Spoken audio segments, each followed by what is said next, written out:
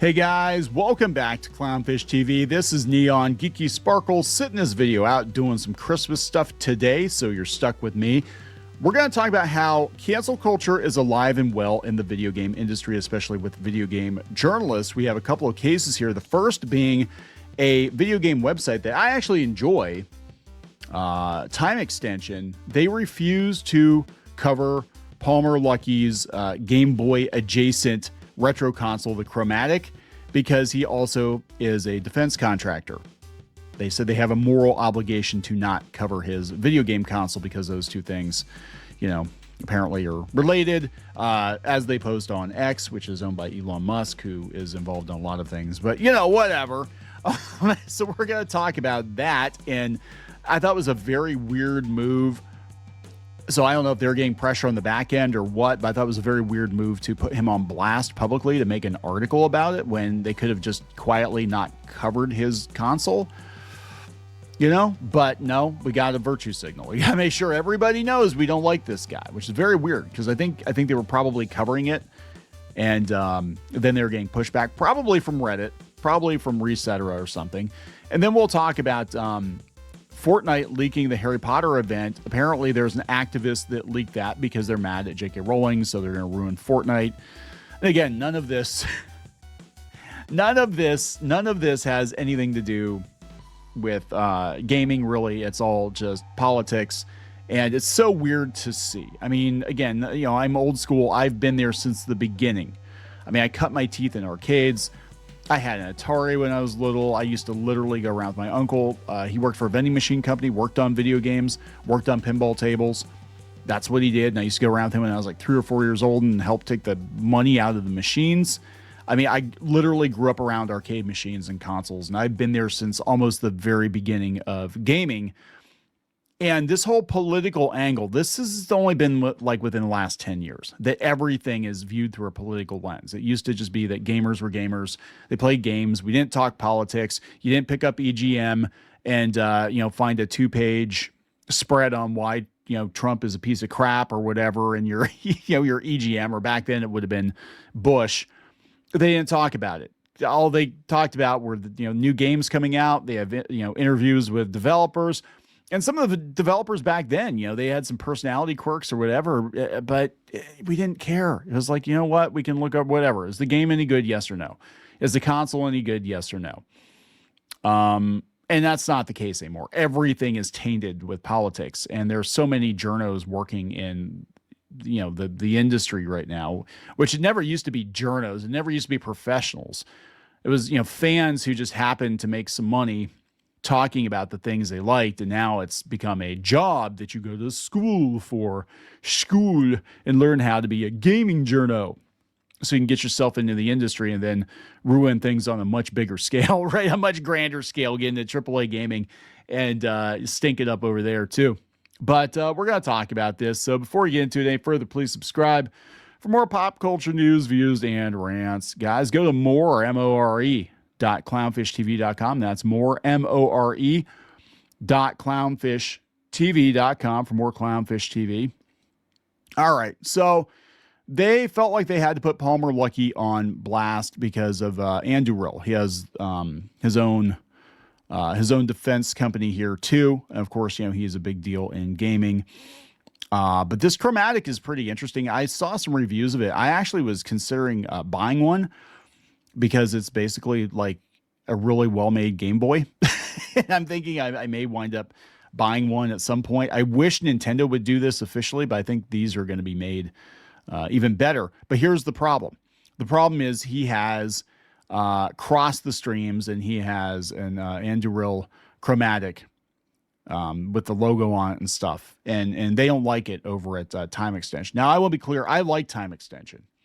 It's one of the few sites I read pretty regularly, but I don't think, you know, putting this guy on blast or putting a big post out there about how, like, we're the good people and we're not going to cover it. I'm like, this is right up there with the Rowling situation. Like, it's actually going to backfire colossally. Just, if you don't want to cover his stuff, don't cover his stuff. Hey, Palmer, if you want to send me one, I'll review it. I don't care. I will review it. I will review it fairly. This is coming from Time Extension. There we go, guys. Why we won't be covering ModRetro products moving forward. ModRetro, the gaming company owned by Palmer Luckey, has garnered considerable media attention due to its excellent chromatic. Well, at least they're saying it's an excellent console handheld, chromatic handheld, and its upcoming M64 FPGA N64 system. That sounds exciting as hell. Okay.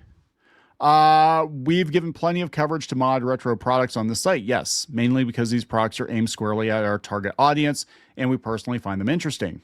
The Chromatic, for example, is an excellent FPGA-based Game Boy clone. Yes. I've heard they're made of metal too. Like they're really durable. I'm gonna have to get one of those. ModRetro's recent announcement that it's manufacturing a Chromatic, which comes with Anduril Industries branding, is for us a step too far. It's another one of his companies. It's an American defense technology firm which develops autonomous weapon systems, including drones and planes. See also Stark Industries. That people might have an issue with supporting a product that directly benefits an arms dealer is pretty obvious, and we're sorry we didn't draw the line sooner. No, you got free shit. You get free shit, you know, you want to keep getting free shit. But look, you can admit that the console is good. You can admit the games are good. You might have problems with the people making them, but like this is kind of like what happened with Doug TenNapel too. Like you can admit Earthworm Jim is a great game, and that he's a talented person, even though people don't agree with all of his opinions. But that doesn't take away from the fact that, you know, he worked on Earthworm Jim, and it was a great game at the time. You know, it really was. After a review of the ModRetro Chromatic went live, we were criticized rightly for not making its ties to Luckey clear. How did you not know? Everybody knows he's behind this. We updated. That'd be like if Elon came out with a console that, like, you know, I guess they'd call it the Xbox or something. But he would do some kind of like X console. It's like, oh my God, guys, we didn't disclose that Elon Musk was working on this.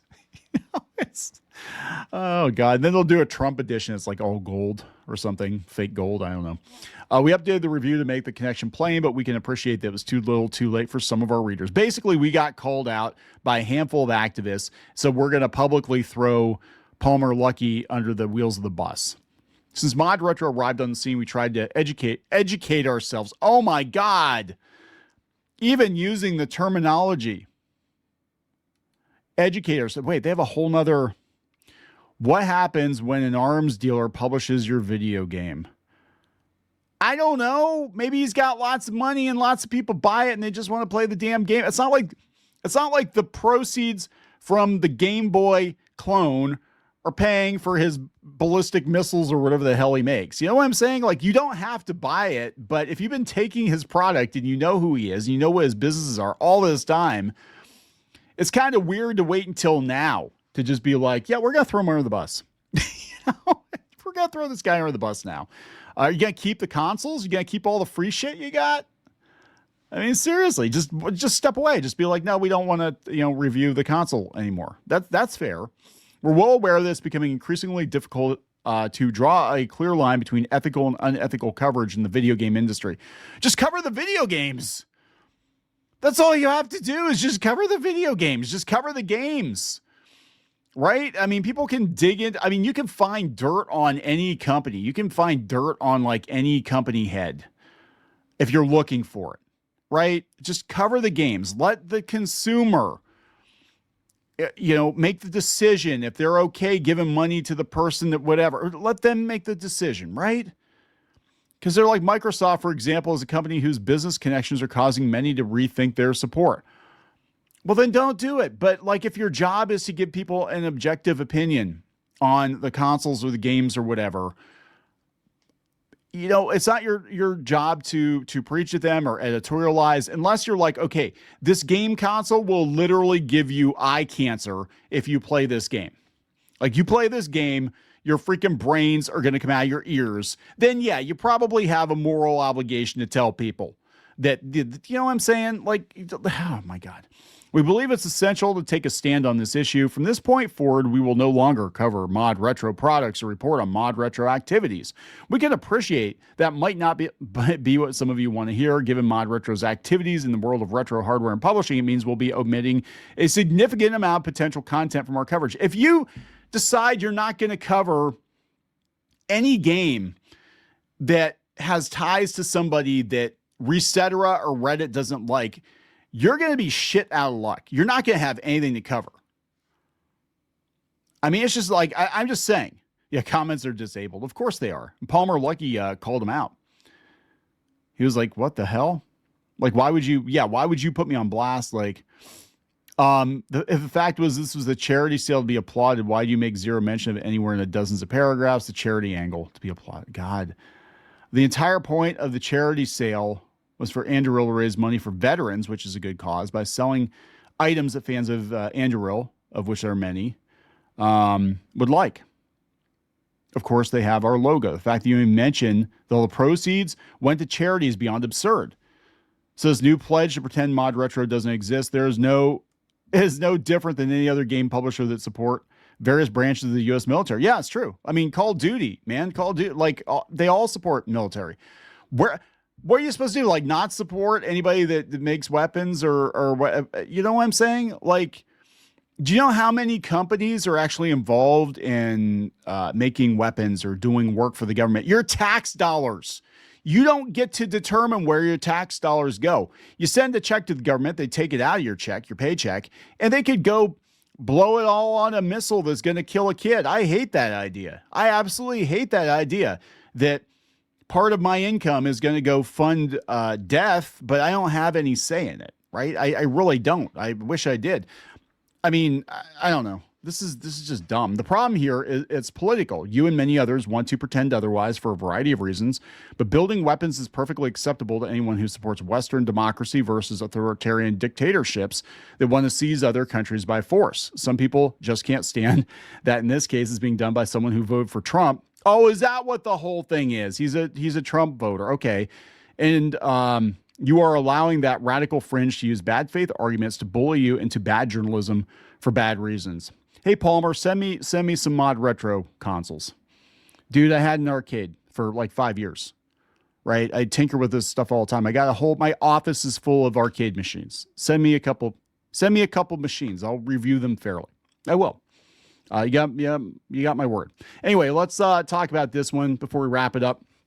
So again, it's political. Fortnite leaker spoiled Harry Potter crossover over JK Rowling's trans views.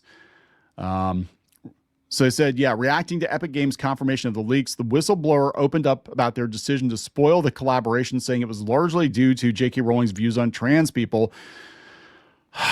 In a statement on Twitter, they pointed to Rowling's engagement with the false claims about the box or blah, blah, blah, blah, blah. Okay, we get it. You don't like JK Rowling, so you're gonna spoil the whole thing. Fortnite leaker said they hoped it would ruin the surprise. Fortnite Underground said they believed it was impossible to separate Rowling's actions from the fantasy series that helped to fund them. So this is another example of how do you cover games objectively when you take sides politically, because Hogwarts Legacy was the biggest game of 2023. It's one of the best-selling games of all time. And there are certain outlets that refuse to cover it or cover it fairly because of its ties to JK Rowling. Are you going to boycott Netflix once they buy Warner Brothers and they have the Harry Potter show on Netflix? Do you boycott Universal Orlando? Like, yeah, you're going for Nintendo, but even your the cost of admission to go to Nintendo, some of that money is going to JK Rowling.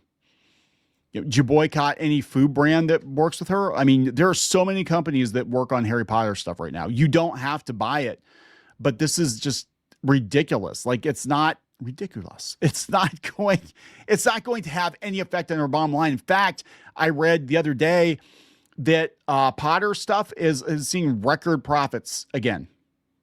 That things are going through, like kids are still reading the books. They're excited about the HBO show. They're playing the games. It had, if anything, it just brought Potter to the foreground, and because it was kind of the relevancy of the Wizarding World was kind of dying because Fantastic Beasts didn't do so hot. But you guys kicking up this dust storm, this controversy, the tempest in the teapot, and you're allowed to not like her views. 100%. You're allowed to not like her views, but trying to get her canceled, which is virtually impossible given how much money this woman is worth, trying to cancel actors, they're working on the show, trying to cancel children who are working on the show, anybody associated with it, mom and pop card companies, they're trying to cancel them. It's ridiculous. It has, go after Lego. Oh, you can't because they're too big. Go after the people that make all the Harry Potter cookies and crackers. Oh, you can't because they're too big, but you can go bully individuals or do leaks or whatever. You know what I'm saying? Like this actually turns people against you. They're not going to listen to you. They're not going to read your websites. They're not going to listen to your podcasts. They're not going to watch your YouTube channel because they're like, you obviously have a political agenda here first, and you're just using video games to make your point. And it's bullshit. You know, it really is bullshit. You are allowed to not like JK Rowling. You're allowed to not like Palmer Luckey, but like to make a big show of this is just for your friends on Reddit. This is just for upvotes on Reddit and Karma and etc. You know, it's ridiculous. And what's going to happen is 5 or 6 years from now, 10 years from now, you're not going to get hired in the industry because things are going to pivot. They're going to have to pivot back to profit. This is why so many of you are getting laid off right now, I believe. I think all the purges in AAA games in the media, I think it's to get rid of these activists, and then they're going to hire people back that will just do their damn job, the job they're hired for. And if they have a problem with that, then they go work someplace else. It's really that simple. I'm going to wrap it up. Please subscribe. We'll talk later.